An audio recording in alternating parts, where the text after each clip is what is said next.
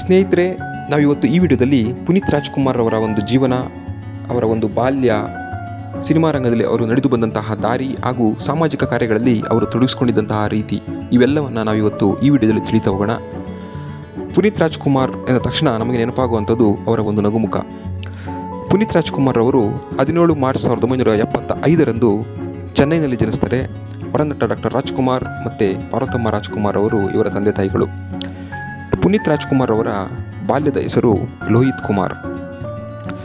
ಪುನೀತ್ ರಾಜ್ಕುಮಾರ್ ಅವರು ಕೇವಲ ಒಬ್ಬ ನಟರಾಗಿರೋದಿಲ್ಲ, ಒಬ್ಬ ಒಳ್ಳೆಯ ಹಾಡುಗಾರರಾಗಿರ್ತಾರೆ. ಸಾಮಾಜಿಕ ಕಾರ್ಯಗಳಲ್ಲಿ ತಮ್ಮನ್ನು ತಾವು ತೊಡಗಿಸ್ಕೊಂಡಿರ್ತಾರೆ. ಸಿನಿಮಾ ನಿರ್ಮಾಣದಲ್ಲೂ ಇವರು ತಮ್ಮ ಒಂದು ಪ್ರಯತ್ನವನ್ನು ಮಾಡಿರ್ತಾರೆ. ಹಾಗೆ ಕನ್ನಡದ ಕೋಟ್ಯಾಧಿಪತಿಯನ್ನು ನಿರೂಪಣೆ ಮಾಡುವ ಮುಖಾಂತರ ಕರ್ನಾಟಕದ ಮನೆ ಮನೆಯ ಮಾತಾಗಿರ್ತಾರೆ, ಮುದ್ದಿನ ಮಗನಾಗಿರ್ತಾರೆ. ಇಂತಹ ಪುನೀತ್ ರಾಜ್ಕುಮಾರ್ ಅವರು ಪ್ರಪ್ರಥಮ ಬಾರಿಗೆ ಸಿನಿಮಾದಲ್ಲಿ ಅಭಿನಯಿಸಿದ್ದು ತಮ್ಮ 6 ತಿಂಗಳ ಮಗುವಾಗಿದ್ದಂತಹ ಸಂದರ್ಭದಲ್ಲಿ. ಪ್ರೇಮದ ಕಾಣಿಕೆ ಅನ್ನೋ ಸಿನಿಮಾದಲ್ಲಿ ಪ್ರಥಮ ಬಾರಿಗೆ ಇವರು ಒಂದು ಮಗುವಿನ ಪಾತ್ರದಲ್ಲಿ ಅಭಿನಯಿಸಿರ್ತಾರೆ.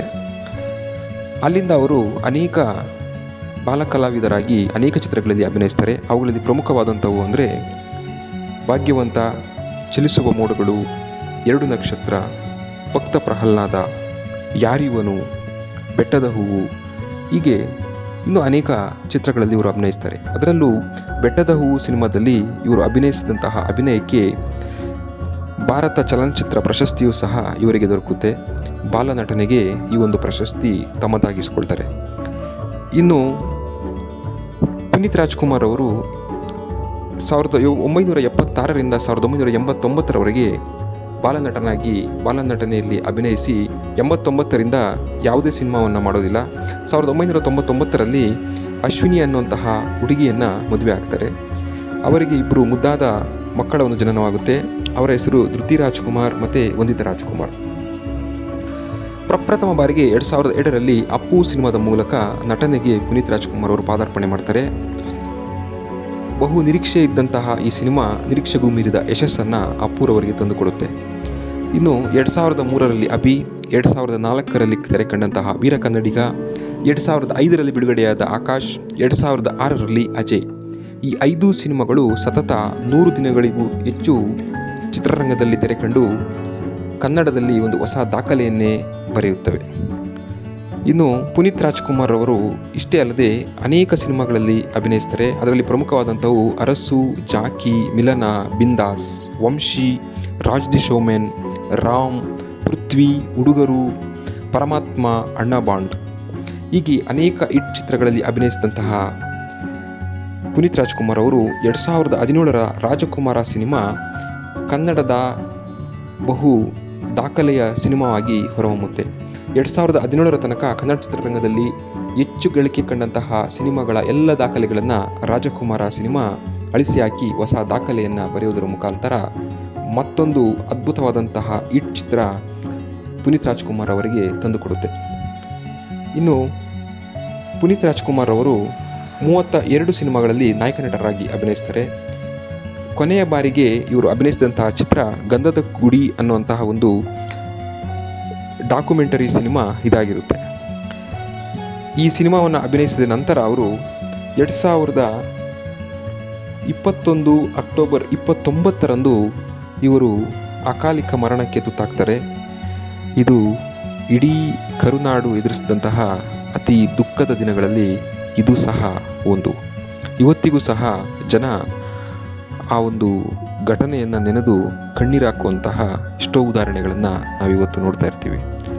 ಅವರು ಸದಾ ನಿಮ್ಮೆಲ್ಲರ ಒಂದು ಭಾವಗಳಲ್ಲಿ ಅವರು ಮಾಡಿದಂತಹ ಸಮಾಜ ಕಾರ್ಯಗಳಲ್ಲಿ ಜೀವಂತವಾಗಿದ್ದಾರೆ ಅಂತ ಹೇಳ್ತಾ, ಇನ್ನು ಪುನೀತ್ ರಾಜ್ಕುಮಾರ್ ಅವರು ಅನೇಕ ಪ್ರಶಸ್ತಿಗಳನ್ನು ಸಹ ಪಡೆದಿದ್ದರು.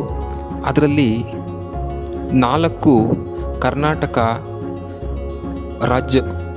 ಕರ್ನಾಟಕ ರಾಜ್ಯ ಸಿನಿಮಾ ಪ್ರಶಸ್ತಿ, 5 ಸೈಮಾ ಪ್ರಶಸ್ತಿಗಳು, ಇನ್ನು 6 ಫಿಲ್ಮ್ಫೇರ್ ಅವಾರ್ಡ್ ಸೌತ್ ದಕ್ಷಿಣ ಭಾರತದ ಫಿಲ್ಮ್ಫೇರ್ ಅವಾರ್ಡ್ಗಳು.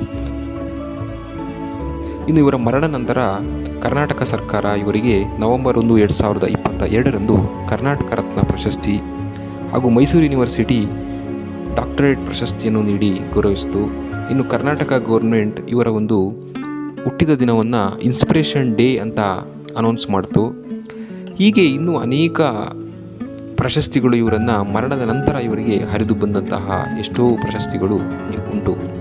ಸಾವಿನ ನಂತರ ಮರಣದ ನಂತರ ಇವರ ಒಂದು ಕಣ್ಣುಗಳನ್ನು doctor Rajkumar eye bank Narayana ನೇತ್ರಾಲಯದ ನೇತೃತ್ವದಲ್ಲಿ ನಡೆದು ಹೋಗ್ತಾ ಇರುವಂತಹ ಡಾಕ್ಟರ್ ರಾಜ್ಕುಮಾರ್ ಹೈ ಬ್ಯಾಂಕ್ಗೆ ದಾನವಾಗಿ ನೀಡಿರ್ತಾರೆ.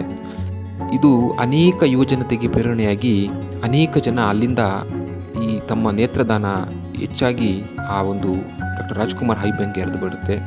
ಅವರೇ ನೀಡಿರುವಂತಹ ಒಂದು ವರದಿಯ ಪ್ರಕಾರ ಅದು ಡಾಕ್ಟರ್ ರಾಜ್ಕುಮಾರ್ ಹೈ ಬ್ಯಾಂಕ್ ಸ್ಥಾಪನೆ ಆದಾಗಲಿಂದಲೂ ಸಹ ಕೇವಲ 76,000 ಜನ ಕಣ್ಣುಗಳನ್ನು ದಾನ ಮಾಡಿರ್ತಾರೆ. ಆದರೆ ಪುನೀತ್ ರಾಜ್ಕುಮಾರ್ ಅವರ ಮರಣದ ನಂತರ ನವೆಂಬರ್ 2021ರಿಂದ ಕೇವಲ 10 ತಿಂಗಳಲ್ಲಿ 1 ಲಕ್ಷ ಜನ ಕಣ್ಣುಗಳನ್ನು ದಾನ ಮಾಡಿ ಹೆಸರನ್ನು ನೋಂದಾಯಿಸಿರ್ತಾರೆ. ಇದು ಪುನೀತ್ ರಾಜ್ಕುಮಾರ್ ಅವರ ಮೇಲಿನ ಅಭಿಮಾನ, ಅವರ ಒಂದು ಜನಗಳ ಮೇಲೆ ಅವರಿಟ್ಟಿದ್ದಂತಹ ಪ್ರೀತಿ, ಸಮಾಜಮುಖಿ ಕಾರ್ಯಗಳಿಗೆ ಜನ ಸ್ಪಂದಿಸಿದ ರೀತಿ ಇದಾಗಿರುತ್ತೆ. ಇನ್ನು ಪುನೀತ್ ರಾಜ್ಕುಮಾರ್ ಅವರು ಶಿಕ್ಷಣಕ್ಕೆ ಅನೇಕ ರೀತಿಯಲ್ಲಿ ತಾವು ನೆರವನ್ನು ನೀಡಿರ್ತಾರೆ. ಅವರು ಅಗತ್ಯ ಇರುವವರಿಗೆ ದಶಕಗಳಿಂದಲೂ ಸಹ ಶಿಕ್ಷಣಕ್ಕೆ ಧನ ಸಹಾಯ ಮಾಡ್ತಾ ಬರ್ತಾ ಇರುವಂತಹ ಉದಾಹರಣೆಗಳು ಸಾಕಷ್ಟು ಇರ್ತವೆ. ಅದೆಷ್ಟೋ ಜನಕ್ಕೆ ಅವರು ಶುಲ್ಕವನ್ನು ಪಾವತಿ ಮಾಡಿರ್ತಾರೆ. ಸರ್ಕಾರಿ ಶಾಲೆಗಳಿಗೆ ನೆರವನ್ನು ನೀಡಿರ್ತಾರೆ. ಇನ್ನು ಮೈಸೂರಿನ ಬಳಿ ಇರುವಂತಹ ಶಕ್ತಿಧಾಮ ಕೇಂದ್ರಕ್ಕೆ ಡಾಕ್ಟರ್ ರಾಜ್ಕುಮಾರ್, ಪಾರ್ವತಮ್ಮ ಹಾಗೂ ಇತರೆ ಜನ ಸೇರಿ ಸ್ಥಾಪಿಸಿದಂತಹ ಶಕ್ತಿಧಾಮ ಕೇಂದ್ರಕ್ಕೆ ಪುನೀತ್ ರಾಜ್ಕುಮಾರ್ ಅವರು ಅಪಾರವಾದ ನೆರವನ್ನು ನೀಡ್ತಾ ಅಲ್ಲಿನ ಹೆಣ್ಣು ಮಕ್ಕಳಿಗೆ ಒಂದು ಒಳ್ಳೆಯ ಶೈಕ್ಷಣಿಕ ವ್ಯವಸ್ಥೆಯನ್ನು ಇನ್ನೂ ಉನ್ನತ ಮಟ್ಟದಲ್ಲಿ ಕಲ್ಪಿಸಿಕೊಡ್ಬೇಕು ಅನ್ನೋದು ಅವರ ಒಂದು ಬಹು ನಿರೀಕ್ಷಿತ ಒಂದು ಆಸೆ ಅವರು ಇಟ್ಕೊಂಡಿರ್ತಾರೆ. ಹೀಗೆ ಅನೇಕ ಸಮಾಜಮುಖಿ ಕಾರ್ಯಗಳಲ್ಲಿ ತಾವು ತೊಡಗಿಸ್ಕೊಂಡಿರುವಂತಹ ಒಂದು ಉದಾಹರಣೆಗಳು ಅವರ ಮರಣದ ನಂತರ ಅವರಿಂದ ಸಹಾಯ ಪಡೆದಂತಹ ಎಷ್ಟೋ ಜನ ಅವತ್ತಿನ ದಿವಸ ಮಾತಾಡೋದನ್ನು ನಾವು ನೀವು ಕೇಳಿದ್ದೀವಿ, ನೋಡಿದ್ದೀವಿ. ಇಂಥ ಪುನೀತ್ ರಾಜ್ಕುಮಾರ್ ಅವರ ಹುಟ್ಟಿದಬ್ಬ ಮುಂದಿನ ತಿಂಗಳು ಬರ್ತಾ ಇದೆ. ಅಂತಹ ಒಂದು ಮಹನೀಯರ ಹುಟ್ಟುಹಬ್ಬದ ದಿವಸ ನಮ್ಮ ಕೈಲಾಗಿದ್ದಂತಹ ಒಂದು ಸಣ್ಣ ಸಹಾಯವನ್ನು ನಾವು ಮಾಡೋಣ, ಇತರರಿಗೆ ನೀವು ಮಾಡಿ.